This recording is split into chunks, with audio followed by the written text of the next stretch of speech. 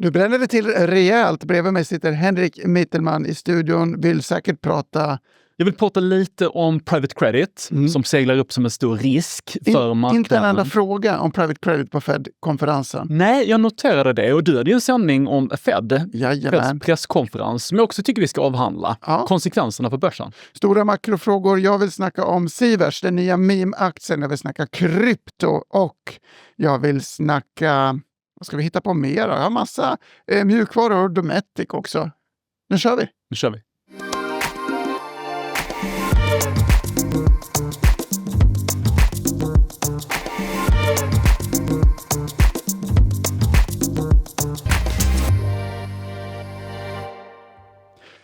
Jag är orolig. Ibland när det blir så stora makrodragningar så är jag orolig att vi ska förvandlas till en makroport. Nej, det får vi inte bli. Det finns många sådana. Ja, men jag har rätt mycket aktiespaningar också faktiskt. Men vi måste väl börja med att det faktiskt har blivit ännu mer kaosigt när vi bandar det här på torsdag morgon. Oljan dyr och börsen sur. Ja, så är det. Lite annat sentiment, risk off. Jag noterade också att den här CNNs Fear and Greed Index är nere på extreme fear. Alla är dystra, deppiga. Och då ska man ju köpa, och det har ju börsen lärt sig, och det har alla experter tycker jag sagt. Men jag tycker den senaste veckan i börsen så att man har fått lite mer nyktra toner på att det här är väldigt svårt att förutspela sig. Det kan bli väldigt allvarligt. Och jag tyckte torsdag morgonens börsfrukostsändning med Christian Kopfer var väldigt talande. Hur uthållig marknaden kan vara i det här läget, Christian? Nej, men det är ju lite grann som en patient som ligger på operationsbordet som tappar blod, typ. Alltså ungefär så är det. Det är inget som går från... Den dör inte från dag till dag, men det sker liksom sakta men säkert. Va? Och det är så med Hormuzsundet är ju den underliggande, vad ska man säga, jobbiga faktorn här, oljekritiskt. Men börjar det ske eskalering så tillvida att man ger sig på kritisk oljeinfrastruktur, alltså rena oljefält, raffinaderier, rödledningar eller någonting annat hamnar eller något sånt där. Då tar sig det här till en ny nivå. En ny nivå. Och det gjorde man ju under pågående Fed-konferens igår, så kom besked om att en gasanläggning i Qatar hade angripits. Och tidigare på dagen då, onsdagen, så en oljeanläggningar i Iran. Kanske inte någon bra idé av Israel att göra så, sa Christian Kopfer. Ovanligt pressad Christian Kopfer i den här sändningen. Man blir lite orolig där lång sikt. Det är inte bara någon temporär förändring detta kanske. Samtidigt så kan man inte låta bli att tänka att plötsligt vaknar vi upp till den här nyheten att nu är syndet öppet.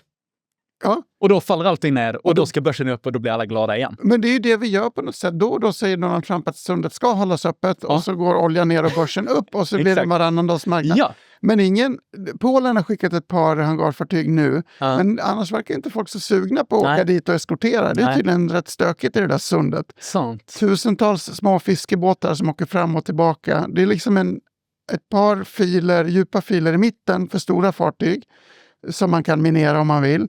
Och sen är det sidofiler med massa små fiskebåtar som är väldigt svåra att hålla koll på. Vill man smyga ombord en liten bomb eller en raket eller en drönare så är det stökigt.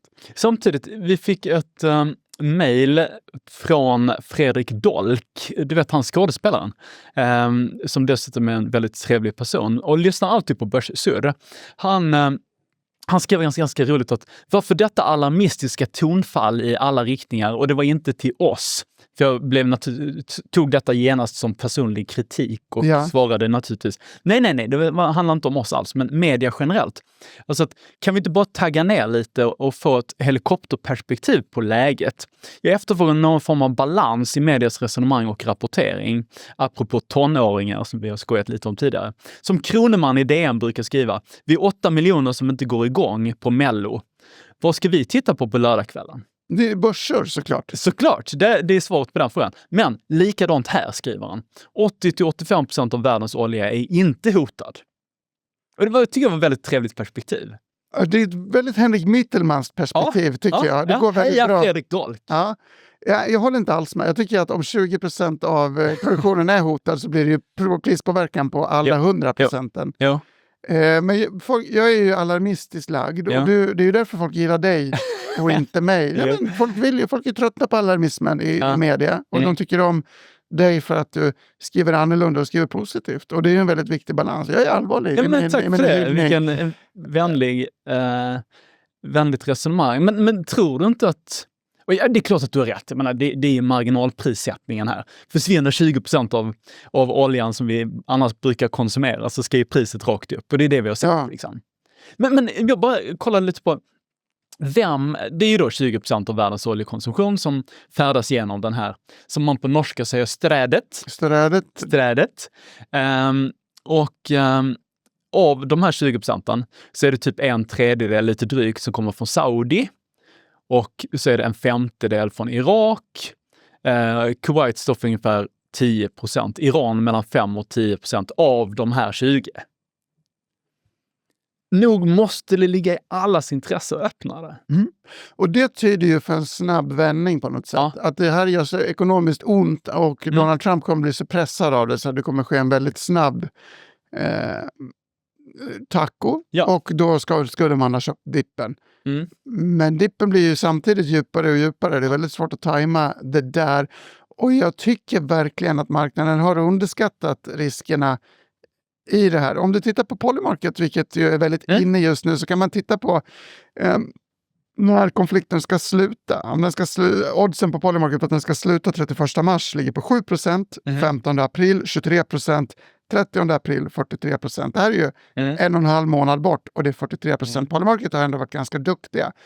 57% att konflikten är slut till 15 maj. 2 månader bort har vi en majoritetstro att konflikten ska vara över. Jag tycker inte börsen och oljemarknaden prisar in 2 månaders fortsatt konflikt och sen 50-50. Jag tycker att börsmarknaden är felprissatt om Polymarket har rätt. Och då ska börsen ned om Polymarket har rätt. Ganska kännbart. Och inflationen ska upp och det ska vara lite stökigt. Intressant not igår. Fed-presskonferensen var ju en icke-händelse. Man kan ju inte veta någonting just nu. Och det är ju rätt av Fed-chefen att vara väldigt defensiv och säga vänta och se.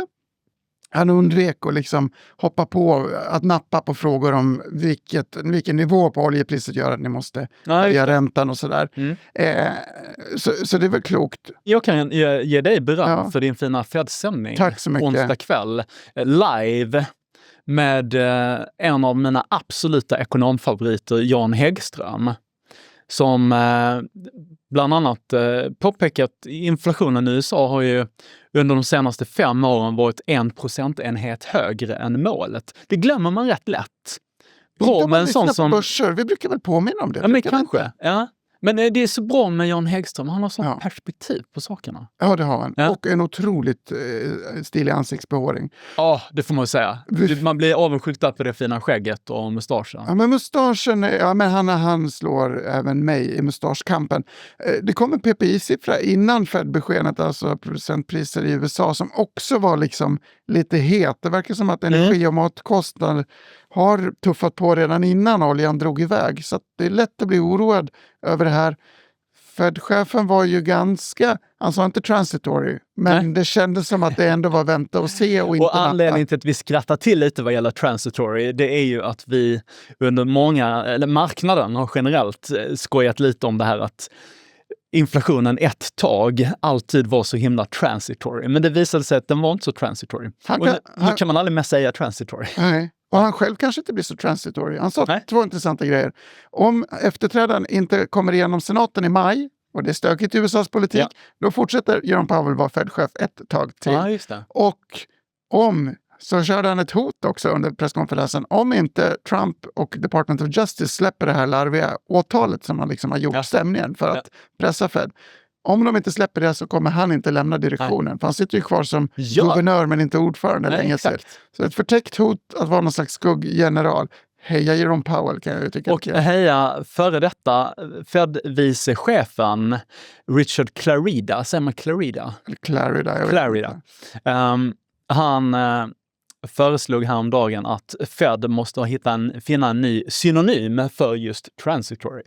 Ja, det är något nytt. Helt rätt. Ja. Vi behöver någonting nytt där. Men majspriserna är upp i USA.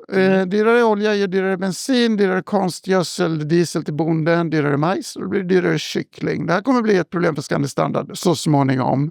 Ja, jag tror det. Ja, eller så blir det högre priser för kyckling så blir det bra ändå. Men jag tror att det är väldigt spännande att se liksom smittocykeln i det här. Jag sprang på Jan Sand.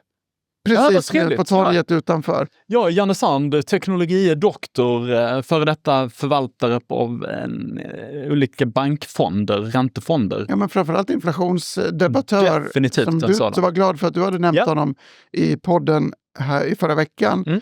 Intressant också, han påpekade att Riksbanken själv hade upptäckt felbedömningarna och det kom fram i Calmfors-utredningen. Så att vi liksom... Vill man bli riktigt Gabriel Mellqvist konspiratorisk så går vi igenom en dubbel inflationschock. Det är både faktisk inflation och historisk inflation. Liksom. Ja, men alltså dels har det inflation, den har varit för låg i kläder och skor och mobiltelefoner länge. Så vi har trott att vi har för låg inflation. Och det här upptäcker vi samtidigt som vi går in i en inflationschock från hållet. Samtidigt så kan jag inte förstå hur räntemarknaden nu har vänt runt fullständigt. Från att ha prisat räntesänkningar till att nu tro på räntehöjningar. Alltså jag förstår att det är klart att det är lite annan värld nu med högre oljepriser, vi kommer få högre inflationssiffror de kommande månaderna. Men om detta är en temporär oljeprischock, jag har ingen aning, alltså då ska det ju inte hända någonting. Nej.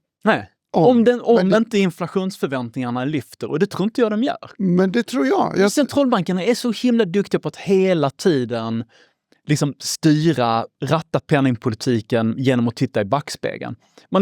Det är förra krisen som man nu liksom på något sätt ska stävja, alltså den inflationsuppgång vi fick 2022-2023. Det är den som liksom ligger och spökar någonstans. Men vadå, vi har ju ingen inflation. Vi kommer få inflation för det här kommer hålla i sig flera månader och smitta av sig. Det är väl team Farhåga och team Mittelman tror ju på lite mera stök. Någonstans runt $100 verkar ju vara en smärtgräns och då kommer Donald Trump att ändra sig och det kommer bli fred på jorden. Exakt så. Det var så himla, jag skriver lite om detta i Finansmagasinet, den ligger ute på efn.se, en krönika om just centralbanker och då illustrerades det väldigt fint. Det är bara att gå in på efn.se. Jag tänkte säga det, Ghostbusters... Ja, det är precis det som Gabriella Agner... Men varför visar du mig? Du har ju precis bevisat att jag vet hur den ser ut. Ja. Väldigt bra film. Det var väldigt fint. Ghostbusters är en av de bästa New York-filmerna tillsammans med 3 män och en baby. Ja, den var också bra, just det. Leonard Nimoy som regisserade lite oväntat. Han som spelade Spock i Star Trek-serien. Men det är inte det vi pratar om. Tom Selleck hade en fin mustasch. Ja, det hade han. Väldigt av ett föredöme. Har fortfarande. Nu kom vi bort från men det var liksom att centralbanker, apropå Ghostbusters, liksom, de är skickliga liksom på att lösa gårdagens kriser. Och de jagar liksom ett inflationsspöke som inte riktigt finns, tror jag. Jag tycker de ska chilla, som kidsen säger. Och jag förstår inte jag tror inte centralbankerna kommer att chockhöja räntor för att stävja den här inflationsimpulsen. Hur är det nu, bara du som är faktiskt ekonom på riktigt. Om man höjer räntan, hjälper det mot höga oljepriser? Nej. Men det är klart att du kan höja räntan för att dämpa inflationsförväntningarna så att du inte går till din chef och ber om högre löner för att kompensera för hög inflation. Och då får vi hela den här obehagliga spiralen, liksom, snöbollen som rullar ned för berget. Men om det inte lyfter inflationsförväntningarna, alltså då är det helt galet att höja räntorna. Hushållen och företagen har ju fått det svårare, det har blivit dyrare. Vi har ju redan en åtstramning i den bemärkelsen. Ja, och då bekämpar man eld med eld. Jag tycker det här är väldigt fascinerande. Men samtidigt så är ju farhågan att inflationsförväntningarna ska ta fart. Och jag förstår om man vill mota det i grind. Och jag bävar för en ny omgång av transitory, fast vi hittar på ett nytt ord för transitory. Och så står vi där och väntar. Det är lite som att underhålla bilen, vilket jag är för snål för. Och så betalar jag dyrt för att reparera den i efterhand. Samma hos tandläkaren. Jag träffade faktiskt en man som jobbar på, han var en hög chef på Bilia. Ja. De säljer sådana där abonnemang, det tror jag många gör. Där man kan liksom underhålla bilen. Man köper liksom ett prenumeration, SAS, bil as a service. Ja. Exakt, bas. Ja. Men det kanske du visste. Jag tror det är många som gör det. Kan vi prata om Dometic innan vi lämnar geopolitiken? Dometic? Ja. Dometic? För 2 veckor sedan var vi ganska optimistiska inför 2026. Frågan är nu hur oljepriser och inflation påverkar konsumenterna. Om kriget är över om en vecka har vi en situation, men om det fortsätter i 6 månader har vi troligtvis en annan, säger Juan Vargas, som ju snart kommer att få sparken. Hur trevlig han än är. Han är så trevlig, alla tycker så mycket om honom och vi tycker också om honom. Vi tycker om honom, men de tycker ju förföljda av oro. Nu har de en rättsprocess också som ligger och tuffar. De har ju ingen ägare, så det är svårt att sparka.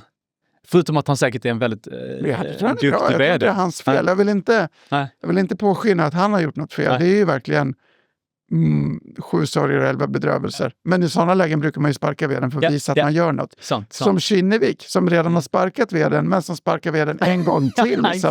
Snacka om dubbelspark. Ja, men vi måste vara kvar lite på Dometic. Alltså, jag fattade inte hur man kunde besluta att dela ut pengar när det är så skuldsatt. Nej. Jag förstår att jag skulle aldrig i livet, om jag var styrelseledamot i Dometic, gå med på detta. Men det hade vi i Kreditbörslunch i måndags. Väldigt bra spaning att börsen är för liksom besatt av de här utdelningarna. Det är inte rimligt. Från kreditförvaltarens perspektiv är det jättekonstigt att Dometic ska dela ut pengar. Och jättebra att man låter bli. Och jag var förvånad att aktien gick ner så mycket på beskedet att inte dela ut pengar. Sen tolkades det ju som en vinstvarning. Beskedet och det var det lite grann. Och det var det ju lite grann. För man ser ju ändå, det är inte bara farhåga. I presskonferensen som man höll sen, eller mediekonferens, eller investorkonferensen, så pratade han om att man hade sett tecken på konsumentoro. Så det är klart att det tynger aktien, men att man håller i utdelningen, jättebra. Jag håller helt med. Och det obegripliga är hur man kunde besluta att man skulle dela ut pengar. Men det är också fascinerande som du tar upp. Alltså, börskursen, vad gick den ner från? Typ 38 till 28 eller någonting. Det är konstigt hur en börskurs kan falla 10 kronor för att man inte delar ut 1 krona. Nej, det är väldigt konstigt.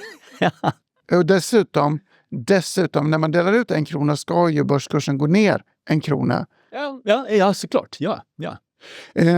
Vi kan väl bara nämna kort att även live casino-operatören Evolution slopade sin utdelning. Det här kanske är någonting, där var det lite mer mystiskt och spekulation kring bakgrunden.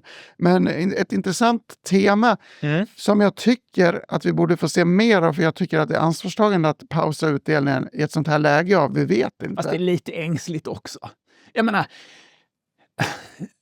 Evolution, hur mycket kommer de att förlora på liksom? Krigsoro. Ja, men det är mer allmänt och exportbolag och traditionella bolag. Evolution är ett specialfall. Ja. Men ta ett Volvo. Det kanske är ett klientexempel. De har väldigt stor kassa. Ja, det har de. Men högt skuldsatta bolag som ändå delar ut, vilket jag tycker är lite tveksamt och ängsligt, eller köper tillbaka för den delen.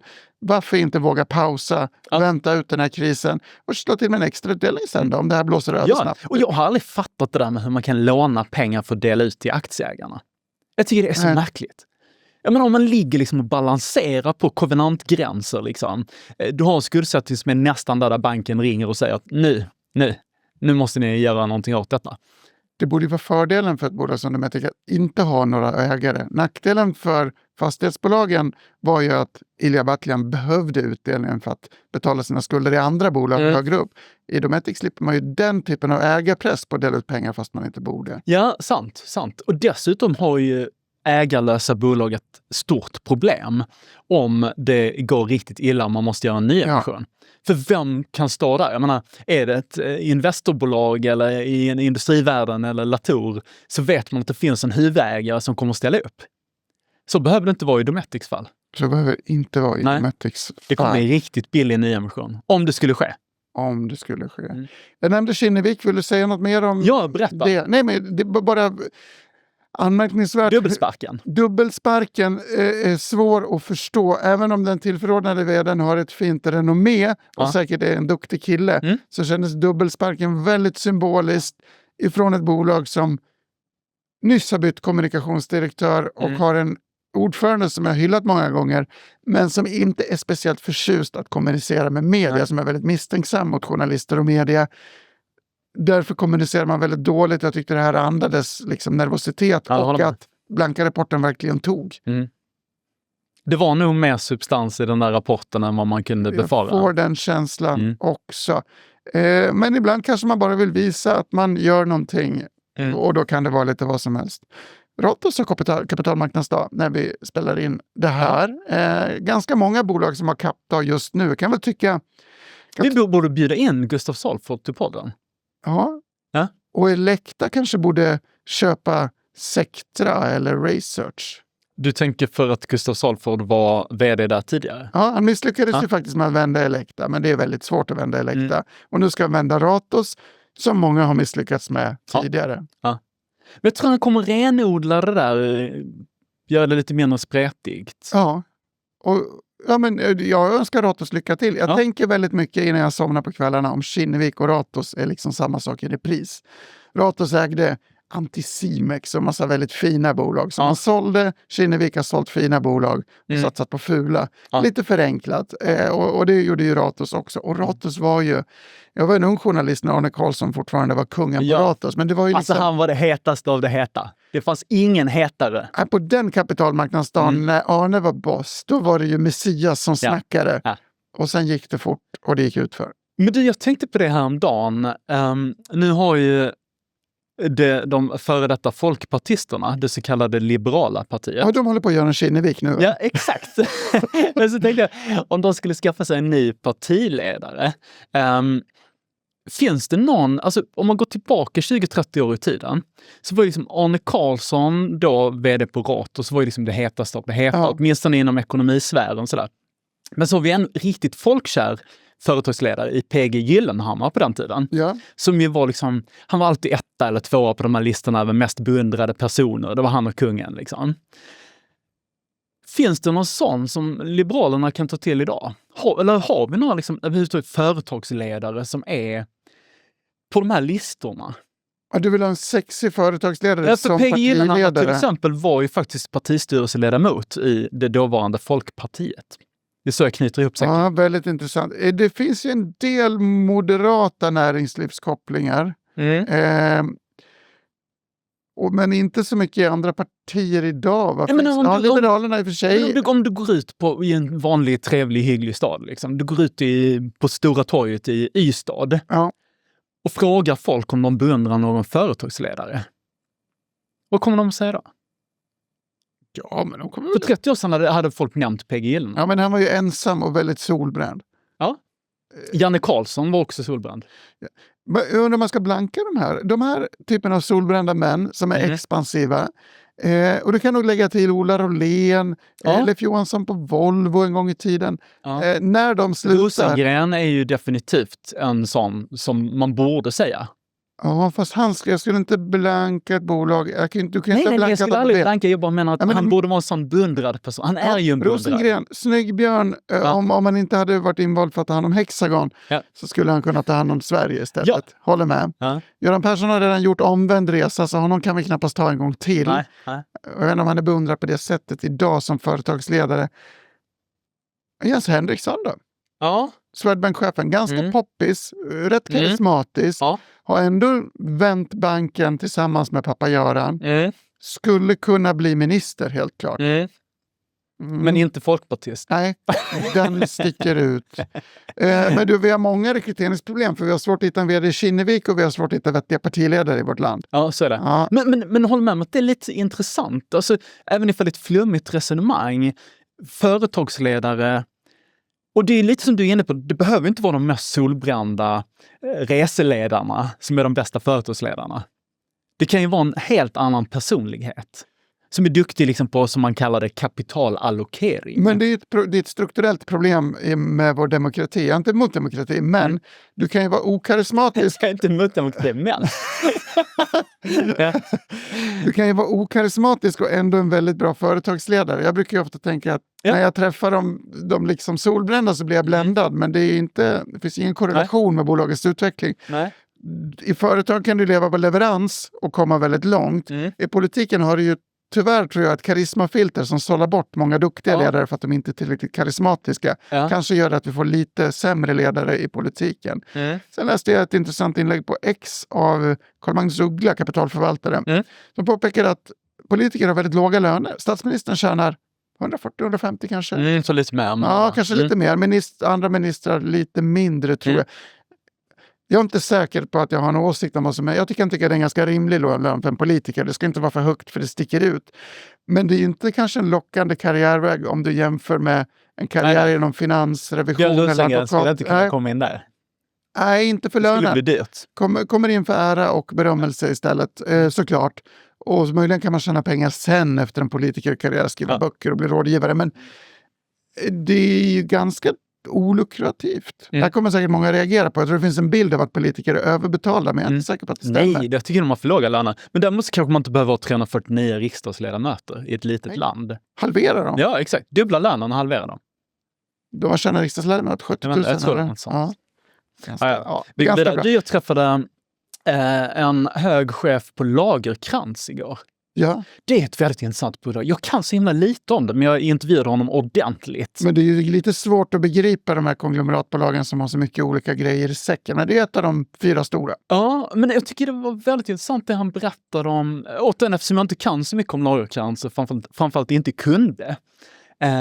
Så blir jag ändå fascinerad av att de har ju liksom en väldigt bestämd... Det är ju så långt ifrån storskogen man kan komma. Ja. Det är liksom inte både fiske och äppelodlingar liksom. Utan det är lite mer finverkstad i 100 miljoners omsättningsklassen i Småland ungefär. Och de har liksom en intressant förvärvsstrukturstrategi där de liksom identifierar bolagen, kommer överens, inte minst för det är liksom familjeägt och sådär, hur liksom man binder upp personerna, kommer in i Lagerkrans-sfären och sen förblir självständiga. Helt självständiga. Alltså givetvis så kommer Lagerkrans kommer in med liksom en idé om vart vi är på väg och har ett par representanter i styrelsen. Men det är liksom inte så att alla ska ha någon sorts Lagerkrans-keps på sig. Nej. Ja, men så där är ju många, så där är väl Lifco också. Ja, det tror jag. Ja, jag tror de är minst lika mycket så. Och Latour är ju också där, alltså de har ju med de helägda bolagen. Det här fungerar ju väldigt bra. Min invändning skulle vara att det fungerar så bra att det har kopierats till evinnelse. Det finns så många förvärvare på börsen. Det finns ännu fler på kreditmarknaden som vill till börsen snart. Och sen så Kaplan som försvann från Storskogen har startat ett nytt. Och det kommer liksom nya hela tiden. Som ska ut på börsen nu, va? Som ska ut på börsen, men jag tror att det är i IPO-paus nu på grund av stök och bök i geopolitiken. Ernström, Prisjakt, Svevik, Erenit, Silex som ett burbolag. Ganska många börskandidater i farstun som nu får vänta lite. Det är lite paus på det. Det för ju osökt oss in på snackisarna kring private credit. Gör det? Jag tycker det. Okej. Alltså finansiering av bolag. Ja, sant. Förra gången tyckte vi olika. Ja. Du sa att private equity inte använder private credit. Vi får väl reda ut exakt hur det går till. Men mitt intryck från Börslunds kreditavsnitt är att det är i någon form ganska populär finansieringsform. Ja, men jag sa nog lite fel där. Men det jag menar... men jag tycker det är väldigt svårt att förstå. Jag tror vi resonerar oss framåt. Men liksom, ett företag kan ju låna pengar av banken. Ja. Och det är det vanligaste. Sen kan man ge ut företagsobligationer och du intervjuar en rad av de här företagsobligationsfondförvaltarna. Och du hade bland annat Peter Waleus i studion för en vecka sedan. Väldigt trevlig skånska också. Han är väldigt bra. Men du är Lund och han är från Simrishamn. Ja. Han är en trygg skåning. Han är en trygg skåning. Ja, han är ganska... Jag ska inte säga konfliktsökande, men han dras inte för att säga som det är, så han är en väldigt bra gäst. Ja, han är väldigt bra. Och det var en annan bra gäst också i samma börslunch. Sharish Aziz. Ja, kan vi inte lyssna på henne? Absolut. Det är klart att det finns en smitterisiko här. Den är icke null. Nej, men den är moderat. Men den är heller icke 2008. För om man ska sätta det i perspektiv så var 70% av subprime, det gick ut på att 70% av amerikanerna ägde sina egna hem. Så stort är icke private credit akkurat då. Och det är viktigt att tänka på att liksom 70% av amerikanska befolkningen sitter icke med private credit-lån. Väldigt klokt. Väldigt klokt. Ja. Jag gillade att de tidigare kreditavsnitt så har vi frågat om private credit när det var lite mer av en enskild fraud-situation och då har man alltid tonat ner det. Det här var ett avsnitt där man ändå tog det på ett visst allvar. sidonotering innan vi fortsätter. Peter Weleus är visuellt sett ganska Reinfeldt-lik. Apropå näringslivare som skulle kunna gå in i politiken. Ja, men Peter Weleus kanske också kan bli ny ledare för Folkpartiet, Liberalerna. Ja. Det var trevligt. Frispråkig, kunnig. Ja, exakt. Vi lanserar mer om Credit kanske. Ja, men jag bara tänkte på det. Alltså, företag finansierar ju sig genom banklån. Och om man är sen kanske ett noterat bolag, ratat bolag, så kan det ge ut företagsobligationer som Peter Weleus förvaltar. Och sen har vi 2 andra kategorier. Private credit och CLOer. Intressant. Ja. Och ibland drar man de här över samma kam, trots att det är 2 väsensskilda djur. Ja, men vi fattar ju ingenting. Nej. Eller det är ju svårt. Private credit är att du lånar ut pengar till någon som du känner. Ja. Det är typ private credit. Fast det är företag. Fast det är företag. Och det är ofta de här bolagen som är onoterade, eller de är det såklart. Och de är oratade. Det finns ingen liksom kreditinstitut som har gått igenom deras böcker. Det är liksom en helt annan och begränsad transparens. Och sen är det många som du som vill låna ut till de här bolagen. Och det är företrädesvis amerikanska techbolag som har gynnats av det här. De vill låna pengar för de ska växa och strunt i vinsten. Det viktiga är att, menar de som lånar ut, det viktiga är att vi får någon form av ränta och så vill vi vara med i matchen. Och sen polar man allt det där till en fond. Så du hittar några andra kompisar, bygger upp en fond, Private Credit-fonden. Och så lånar ni ut till massor med olika bolag. Och sen lurar du dina kunder och säger att ja, men det här är helt likvitt. Ni kan ta ut pengarna imorgon. Kolla här. Ni bara gå in på er nätbank. Vi är en dagshandlad fond. Men inte fan är du en dagshandlad fond, för det går inte. Ja, du kan inte sälja underliggande tillgångar såklart. Nej. Skapar ett stort likviditetsproblem. Medan CLO-erna är ett sätt för private equity-ägda bolag att finansiera sig. Och det är väldigt förenklat. Så vi tänker till exempel, vi tar Anticimex som ju ägs av EQT. Men som borde ägas av Ratos, men det är en annan sak. Ja, exakt. Men du nämnde väl Anticimex innan. De har varit ägda av Ratos en gång i tiden. Men nu ägs de då av EQT. Och det här har varit en kanoninvestering för EQT. Grattis EQT. Grattis EQT. Men när då, vi säger att vi går tillbaka några år i tiden. EQT ska köpa Anticimex och så bara gissar vi. Prislappen är 10 miljarder kronor. Då samlar man ihop 5 miljarder kronor av EQT-kunderna i någon fond. Ja. Och sen går du till banken, går till någon stor bank, JP Morgan. Och så ber du dem om 5 miljarder till för att finansiera hela köpet. JP Morgan säger ja. Och man kommer överens med EQT om en ränta och allt det där. EQT är glada, köper Anticimex, alla är nöjda och glada. JP Morgan vill sen finansiera sin utlåning till EQT, de här 5 miljarderna. Då skickar man ut det i en sån här CLO. Och sen så polar du det med 150 andra sådana lån. Och då blir det en CLO. En bukett med direktutlåning till företag alltså. Ja, det kan man säga. En bukett av lån.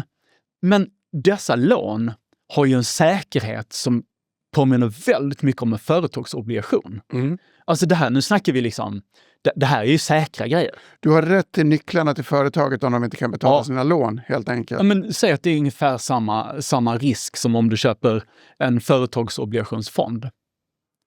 Så det är 2 liksom helt olika djur. Men vi pratar idag om private credit. Då har vi ångest, oro för att det är mycket SaaS-bolag i USA och framförallt det är amerikanska. Och det är en marknad där du och dina kompisar som har bildat den här fonden, ni har lurat era kunder. Och med all rätt så är man skeptisk och värdet på det där faller. Men det betyder ju inte att vi ska dissa företagsobligationer eller de här CLO-erna. För där har liksom inte kreditutsikterna förändrats. Nej, det har de inte. Men företagsobligationer är ju mycket bättre för att de är noterade, det finns prospekt, vi vet vad som gäller, vi kan läsa villkoren. Och så är det inom CLO. Skillnaden är ju då att de kan gå ner i värde när saker går dåligt. Och det ser vi inte. Precis som aktier i private equity som håller dem på 100% värdering fast de borde vara värda lägre. Så kan de här lånen i skymundan bli en huvudvärk. Men det finns ju ett par snitt... Men det fina med CLO är att där har du ett kassaflöde. Så du får pengar in hela tiden. Då kan du köpa nya. Och där lurar man inte kunderna och säger att det finns någon likviditet. Liksom. Du kan inte ta ut pengarna från en sån här CLO-fond imorgon. Det är ofta inlåsta, precis som EQT-fonderna eller Nordic Capital-fonderna eller vad det är. I private equity är det ju van att vara inlåst. Och det finns en andrahandsmarknad för inlåsta ägarandelar. Men då måste inte utgivaren hantera det, utan utgivaren måste inte sälja innehav och ta ut pengarna, utan då säljer man andelar till varandra. Det hade varit bra om det kanske finns i någon utsträckning för private credit också, det vet jag inte. Men det finns ju, även om du har rätt att CLO och krediter eller företagsobligationer är mycket bättre strukturellt, så finns det ju ändå en oturlig smittorisk. För att om det blir stora utflöden, alla vill ut, och man blir orolig för krediter, så kommer ju det även att påverka de som egentligen inte borde drabbas. Ja. Så det här... Och därför går ju priset ned på företagsobligationer och på CLO just nu. Ja. Men det är egentligen ganska orättvist, tror jag. Det intressanta är hur ekonomin är sammanvävd här. Dels att private equity hänger ihop så mycket med de här krediterna. Ja. Private equity har andra problem. Ingenting kommer ut på börsen. Vi har pratat om det till leda här i podden. Dessutom är oljeprissituationen intressant för att höga energikostnader skulle kunna smitta till en del av de här amerikanska bolagen. Det blir dyrare, du har högre inputkostnader. Det är inte helt otänkbart att det leder till att man får problem att betala sina skulder. Och därmed har du en smitta från Mellanöstern till private credit. Och så har vi den här AI-dödar mjukvaruångesten som vi har glömt bort nu för det är krig. Men den fanns där nyss. Väldigt mycket mjukvara inom private credit. Väldigt mycket mjukvara också i private equity. Enig. Alltså 2024 var ju det coolaste man kunde göra var ju att investera i amerikanska techbolag och gärna då med SAS-koppling. Ja, det här är ju en riktig kökkenmödding som vi säger nere i Skåne. Säger man det i Skåne? En konstig grej då i den här röran. Bitcoin som inledde året katastrofalt svagt har faktiskt gått bättre än både aktier och guld under liksom krigskrisen. På nyhetsredaktionen är vi ju, jag ska inte säga att vi är glada, men vi tycker det är praktiskt att kriget började den 28 februari, så det är väldigt lätt att se hur saker har gått sen kriget, för det är månadsskiftet. Liksom. Så lata är vi journalister. Olja har ju förstås gått jättebra, men annars har ju tillgångar överlag haft det väldigt tufft. Att krypto är väldigt motståndskraftig, i alla fall bitcoin, kan bero på att om du är i Iran eller Dubai och det är någon rysk oligark eller du har smusslat ut pengar, du får väldigt bråttom att föra ut pengar ur landet. Men det kanske inte är så lätt i Iran. Då är bitcoin liksom ett naturligt go-to för... Det är så du brukar göra? Jag är ju lyckligtvis fattig och laglydig, eller vad man ska säga. Jag vill inte anklaga alla bitcoin-användare för att vara kriminella, men jag tror att det finns också människor som lever i repressiva stater som Kina eller Iran som har svårt att öppna bankkonton utomlands som helt legala skäl. Man kan tänka sig en tillflykt till bitcoin när det blir geopolitiskt oro. Sen har ju bitcoin men det är också... intressant att inte guldet har gått upp, är det inte det? Men jag tror ett par faktorer. Dels gick ju... Prosit! Oj, jag är allergisk mot guld. Jag förstår. Ett par faktorer är ju att bitcoin gick superdåligt in i det här och guld gick ju så extremt starkt in. Så det kan ju vara en förklaring. Men det finns en till rolig grej. Deutsche Bank skriver att mjukvaruaktier också har gått faktiskt ganska hyggligt i krigshärden. Att en del gamla förlorare liksom på något sätt har gått mindre dåligt relativt. Just det. Kanske är det då en botten. Kanske är det så att vi har glömt mjukvaru-AI för vi kan bara liksom mjukvaru-AI-ångesten är bortglömd. För vi håller på med krigsångest just nu. Ja, exakt. Men det var också intressant för det hörde jag på Börslunch häromdagen. En gäst som berättade om att även små bolag i Sverige har börjat gå lite bättre än börsen i sin helhet. I alla fall inte sämre som de har gjort tidigare. Matilda Rickman, jag tror hon sa så. Vi ska lyssna på det. Sen Carnegie småbolagsindex infördes 1999 har man inte sett den här historiska spreaden. Det det har man inte sett som man såg i början av året. Så det är ju någonting unikt. Och nu då senaste veckorna så tycker jag ändå att det har sett lite positivare ut för småbolagen. Det har varit lite bättre tolkningsföreträde, man har varit lite positivare och de har faktiskt hållit emot lite mer. Kanske för att man befinner sig mer på sin hemmamarknad och att botten någonstans är nådd då, som du sa, Ellen. Nej, men intressant, kanske är the bottom is nådd. Ja, the bottom is nådd för småbolagen. Nu vänder det uppåt. Annars är det också intressant, jag läste i The Economist i veckan om att man är lite förvarnad över utvecklingen på AI-aktier. Ja. För att de refererar till en portfölj som Goldman Sachs hade satt ihop där de listade bolag som var som riskerade att drabbas mest av AI och därmed förlorare. De har fallit med 20% under det senaste året. Okej, så då hade ju Goldman rätt i. Ja. Det var en korrekt analys så att säga. Men sen har de också tagit fram de bolag som kommer gynnas mest av AI. Mm. De har fallit med 5%. Så det är liksom, Aj. okej. Ja. Ingen vet. Jag har en småbolagsbukett. Alltså, BTS har ju bottnat lite grann, känns det som. Kurs och chefsutbildning som har varit väldigt AI-dödad och också bytt vd efter en expansiv man och fått en kvinnlig chef, haft det jättejobbigt. Men man har inlett ett samarbete med Anthropic. Man verkar ha bottnat ur, kanske är det liksom ett väl straffat småbolag. Jag vill på nytt nämna Sinch som alltid är bombat och dåligt, men som köper tillbaka väldigt mycket aktier och som borde kunna komma tillbaka om man vill hoppas på liksom utbombade småbolag.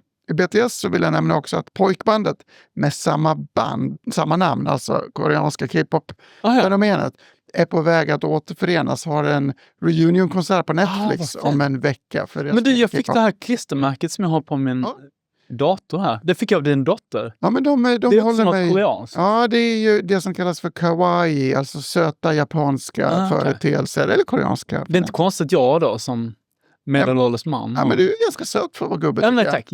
Ja. Sivers, har du koll på Sivers Semiconductor? Nej. Det är den nya meme-aktien i Stockholm. Jag berättar. Ja, men den har du sett liksom... När du satte 70% på ett inlägg på Substack häromdagen. Det är bloggare och 27-åringar som styr börsen. 50% när vi spelar in... Nu ska vi se, jag ska kolla mycket. Den är liksom tvåsiffriga rörelser varje dag. Ingen fattar varför. Men det finns en bra tråd på Substack. Ja, okay. Intressant att i den här pressade miljön kan liksom raketer, precis som på Reddit för några år sedan, plötsligt ta fart. Men nu är det Substack. Nu är det Substack. Det är så att man i USA kommer sannolikt att ta bort krav på kvartalsrapporter. Äntligen, va? Ja, eller? Men, alltså, vi har väl inte det kravet i Stockholm, men alla följer det ändå. Det är intressant med tradition, det som har satt sig. Det vore nog kontroversiellt att börja. Jag visste inte att det var så, men jag vet att många brittiska bolag kör halvårsvis. Ja, men det är väl bra med kvartalsrapportering, tycker jag. Transparens? Ja, transparens. Det är ju bra. Ja. Det måste tycka det är löjligt det där med liksom att bolagen mötte inte förväntningarna. Ja, men det är kanske analytikerna som inte lyckades möta förväntningarna. Alltså, ja, men någonstans, jag tycker det är så liksom... Varför ska liksom en vd stå där och förklara, nu kom ni in lite sämre än analytikerna hade förväntat er. Ja, men vi sålde ändå för 10 miljarder kronor. Ja, och vi ökade med 10%. Vi är supernöjda. Ja. Men det hör jag ofta från bolag, att de är asnöjda med sina rapporter. Det har gått bra, men förväntningarna låg ännu högre och rubriken hos oss eller på DI blir besvikelse. Ja. Fast man har liksom levererat en urstark rapport. Och jag förstår ju givetvis marknaden eftersom börskursen är ju baserat på förväntningarna om vinsten per aktie i framtiden. Liksom. Men det här med liksom att man måste ut och krav på vinstvarningar om man inte möter analytikernas förväntningar. Ja, men det kanske är analytikerna som ska vinstvarna då. Analytikerna tror att de har fel. Ja. De får skämmas. Jag har ändå varit en sån analytiker. Så att jag tycker man liksom... Jag förstår inte det här liksom att man kritiserar vd som presenterar ett resultat som är marginellt över eller under analytikernas förväntan. De borde ha guidat bättre. Makroprognoserna då som har fel, ska de också straffas? de ska absolut straffas. Jag har en makrospår. John Häggström kan vara liksom någon sorts domare i den. Ja, det kan han vara. Han ser lite domarlik ut. Jag har träffat honom 2 gånger tror jag. En av gångerna var på en Leonard Cohen-konsert. Oj, vilken människa. Ja. Precis som Sven-Olof Johansson, duktig på pengar och duktig på ekonomi och duktig på musik. Just det, Sven-Olof Johansson är ju en stor jazz. Fantast. All musik, men jazz i synnerhet. En annan favoritekonom är ju Henrik Unell på Nordea som skrev så här häromdagen i morgonbrevet från banken. För ordningens skull. Nuvarande dollarförstärkning är inte en safe haven-rotation, alltså en flykt till trygg hamn. Utan det är en direkt konsekvens av att omvärlden måste köpa flera dollar för att komma över ett fat olja. Titta på rörelsen dollar mot kanadensisk dollar eller dollar mot norsk dollar som är ner eller sidledes sedan inledningen av månaden, alltså och krigsutbrottet. Ingen safe haven där. Inte, då definitionen på safe haven är att dollarn stärks mot allt. Det var en intressant reflektion. Jag har inte tänkt på det tidigare själv. Nej, mycket intressant. Vi fick ett mejl från Lund. Är det Semla-mejlet? Nej, vi kommer till det. Mejl från Lund. En man som noterat att jag ibland ondgör mig över att det är så många bolag i Lund som inte tjänar några pengar. Ja. Då hade han tittat nu på det senaste året. Och det är det 9 av 57 börsbolag i Lund som tjänar pengar. Ja, det är väl bättre än 0. Ja, och skriver han också, ganska exakt 70% av bolagens aktier var ned under 2025. Men det kan adderas över 15 bolag som lämnat marknadsplatserna via konkurs, uppköp eller utköp. Intressant. Ja. Men å andra sidan kan man säga, jag har varit lite kritisk mot alla de här bolagen i universitetsstäderna och då hamnar jag lätt i min gamla hemstad Lund. Ja. Som, det verkar liksom, det händer ingenting, det kommer inga vinster. Vinsterna är liksom Alfa Laval och så vidare. Men nu börjar jag faktiskt ändra åsikt där, för att nu är det så pass många av de ganska nystartade bolagen som går väldigt bra. Fortfarande bara 9 av 57 som redovisar vinst, men det börjar hända grejer. Lund, vi har ju, jag menar, det är ju EQL Pharma, Cellavision, sen har vi Bone Support. Vi har ju framförallt, det är ju innovation och en annan typ av bolag det handlar om. Det vet ju lyssnarna, men det är ju forskningsbolag som ska gå med förlust tills det plötsligt vänder. Och när det vänder blir de utköpta, så då kommer de inte ligga kvar och tuffa på och vara vinstgivande. Men jag lärde mig en sak i Börslunch häromdagen, och det är att den här förlustbringande gatan i Lund är ju väldigt viktig också nästan ur ett geopolitiskt perspektiv. Därför att i Europa, vi pratar ju ofta om att den tekniska innovationen är lite för dålig, man uppfinner allting i Silicon Valley. Nu är också Kina väldigt, väldigt aktiva inom medicinska framsteg. Och det är viktigt att ha en hög innovationstakt här i Europa också. Så vi kanske borde önska oss flera förlustbringande bolag i Lund som uppfinner framtidens hälsovårdsförbättringar och som gör oss oberoende så att vi kan producera läkemedel och hälsovård själva i händelse av krig och utbudsstörningar. Möjligen kan man tycka att alla de här bolagen inte borde vara på börsen. Det skapar också möjligheter för mycket lurendrejeri för det är så svårt att förstå. Och det är orimliga förväntningar. För när de ska ta in pengar så måste de komma med ett stort PowerPoint-sätt där man berättar om liksom hur resan kommer att se ut de kommande 10 åren. Och att om 10 år så ska vi tjäna 1 griljard. Jag tycker private equity ska sluta sitta och fisa på en massa tillgångar som de inte värderar ner när de går ner i värde, utan fokusera på att investera i den här typen av bolag istället och bli tidiga venture-investerare inom hälso och biotech.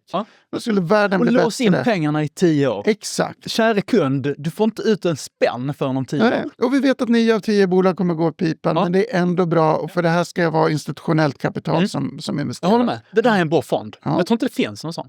Gabriel Urwitz kämpar lite i det här radet. Vi kan bjuda in honom och snacka. Det är faktiskt ett intressant ämne. Trevligt med folk som heter Gabriel, tycker jag. Ja. Om du äter en semla för att äta den på plats i ditt lokala café, har du fått det här mejlet också? Nej. Har du inte? Jag tror inte det. Nej. Då ska kaféet registrera ditt köp med 12% moms. Som vid konsumtion på restaurang. Men om du tar med den till studion så ska kaféet registrera detta som 6% moms. Det som var enkelt tidigare med samma moms kommer nu leda till en massa kassarbete och felslagningar som kommer driva kostnader för att kaféet ska redovisa och hålla koll. Vi kommer därför behöva öka sina priser för att betala sina revisorer och konsulter för kassasystemen. Det är jätteintressant. Vi fick ett annat läsarmail med en som berättar att i Tyskland så finns det 5 olika momssatser för julgranar. men det är ju fascinerande. Jag förstår verkligen att momsexperter tycker att de har ett roligt jobb. Ja, men liksom, precis hela det här, vi pratade om det förra veckan med hur en basilika ska liksom, är det en blomma eller är det ett livsmedel? Och hur är det med Kinderägget? Det måste vara det blir som vi borde ha en momspodd. Ja. Momspodd. Jag tror faktiskt det finns. Ja, men det är väldigt roligt, lite problemlösning och lite filosofiska diskussioner. Ja. Kanske är det så att AI kan lösa det här ganska enkelt. Tror du det? Ja. På vilket sätt då? Jag tror att AI kan liksom tala om vilken momssats som ska gälla och bli ganska bra på det. Mm. Och de som jobbade med det här tidigare kan ta helg istället. Ska vi extra helg? Ja, det gör vi. Ja, det gör vi.